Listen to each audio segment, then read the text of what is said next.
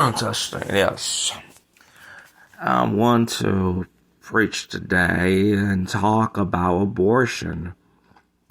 It's an issue that has been hitting our country, and now even stronger than ever. It hit the country strong when Obama was president, and now that his vice president is president, it's hitting this country pretty strong. First, I want to state about the churches that are approving of abortion. Maybe you're in one of them.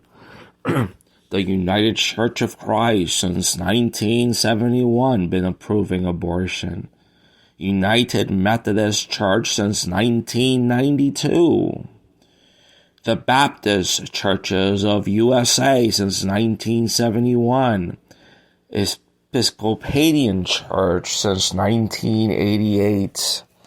The Evangelical Lutheran Church of America since 1988.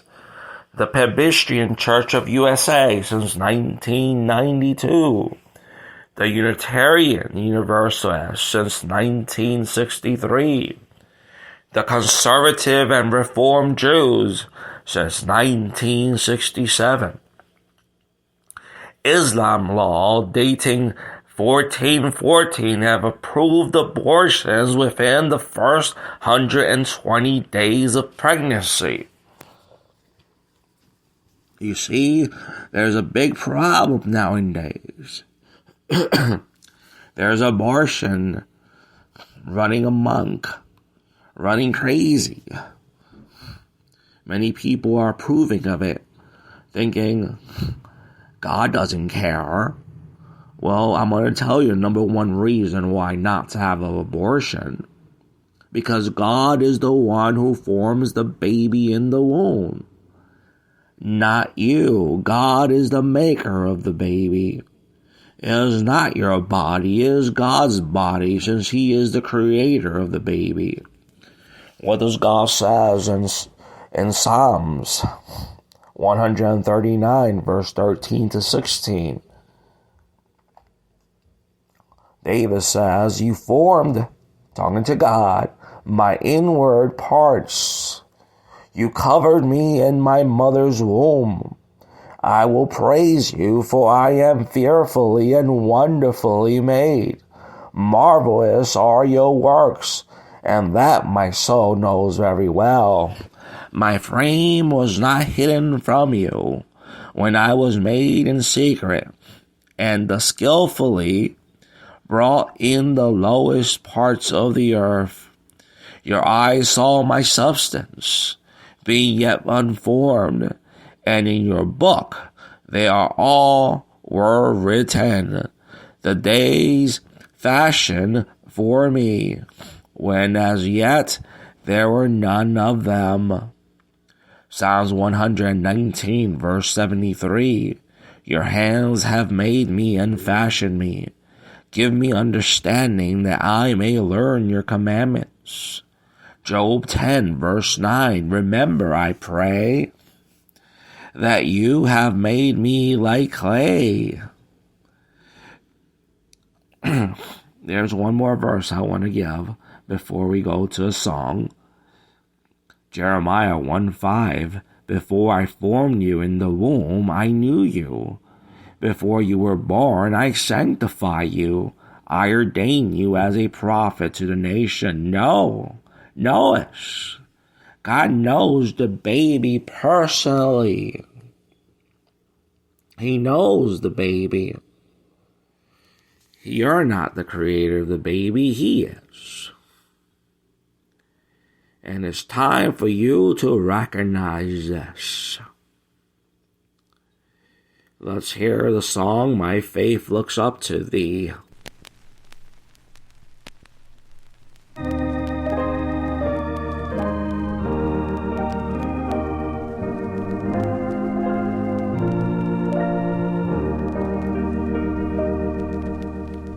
My faith looks up to Thee, Thou Lamb of Calvary, Savior divine. Now hear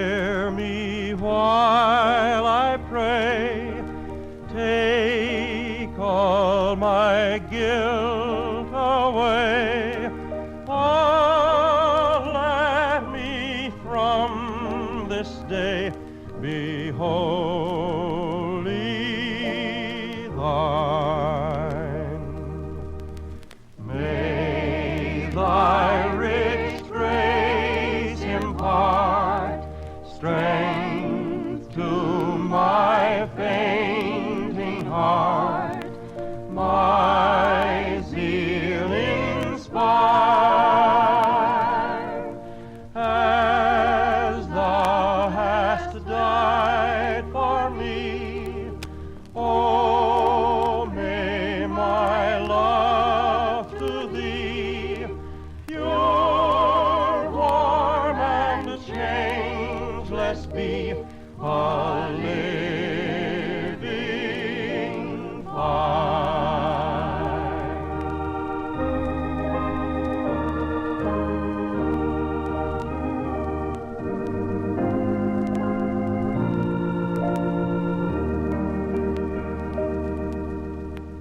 When ends life's transient dream, when death's cold sullen stream shall o'er me roll, blessed Savior, then in love, fear and distrust remove. I'll bear me safe above a ransomed soul.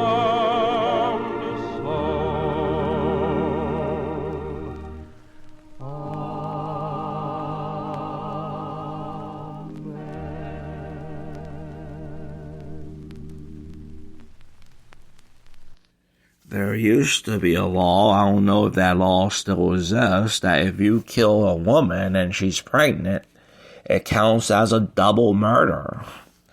Look at what Exodus says, Exodus 21, verse 22. If men fight and hurt a woman with child, so that she gives birth prematurely, yet no harm follows, he shall surely be punished according as the woman's husband imposes on him, and he shall pay as the judges determine.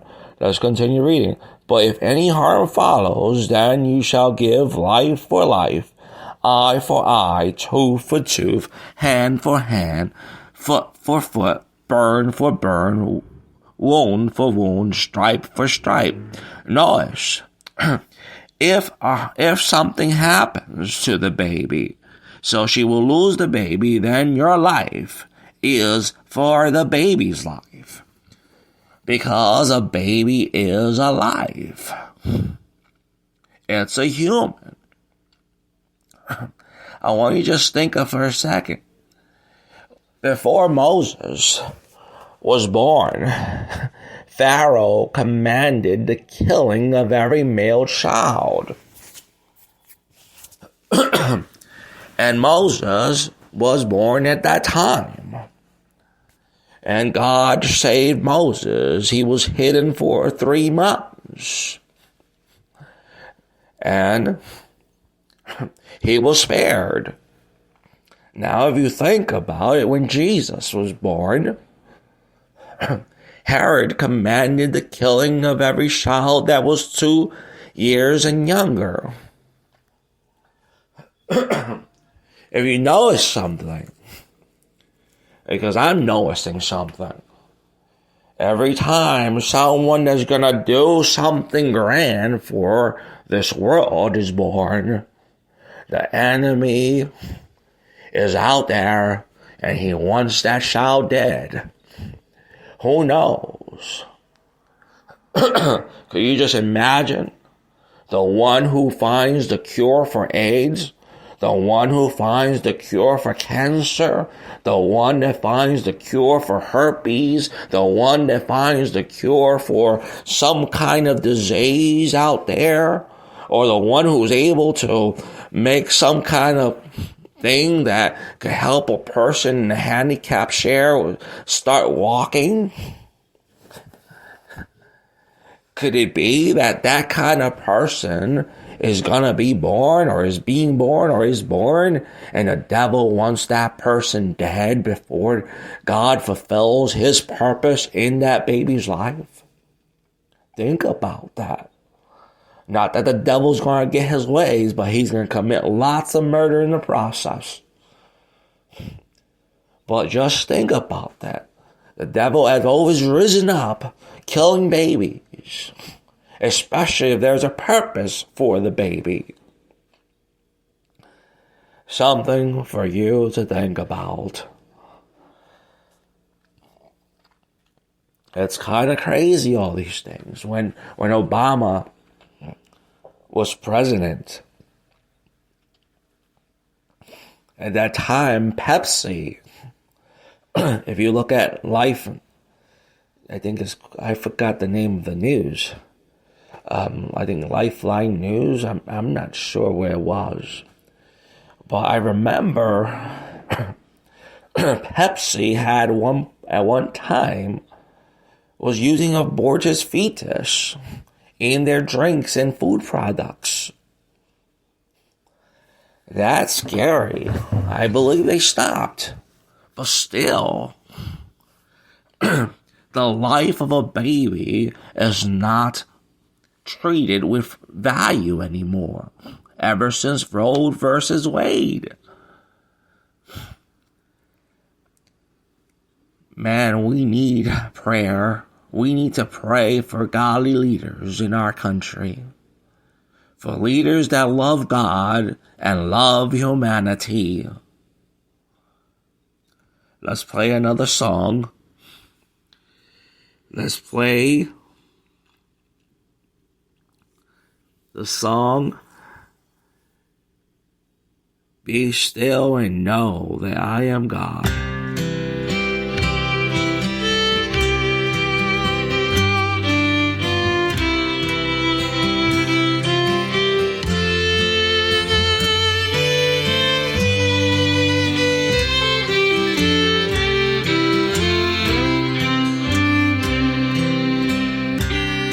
Be still and know that I am God. Be still and know that I am God. Be still and know that I am God.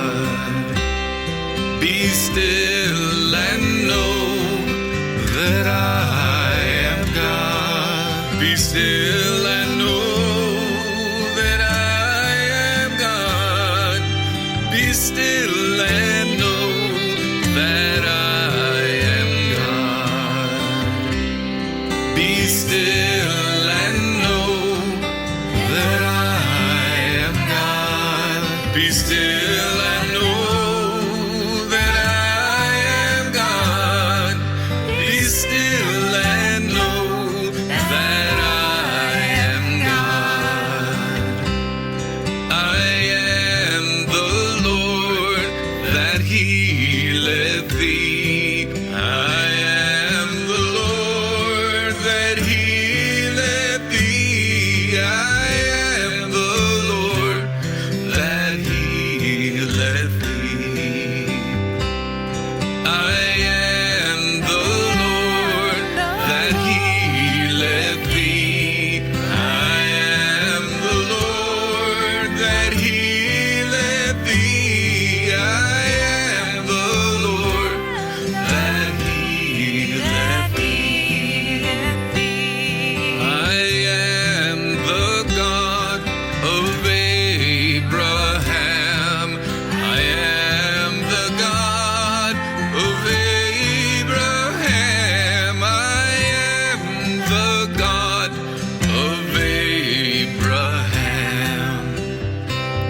I never will leave nor forsake you, my child. I never will leave nor forsake you, my child. I never will leave nor forsake you, my child.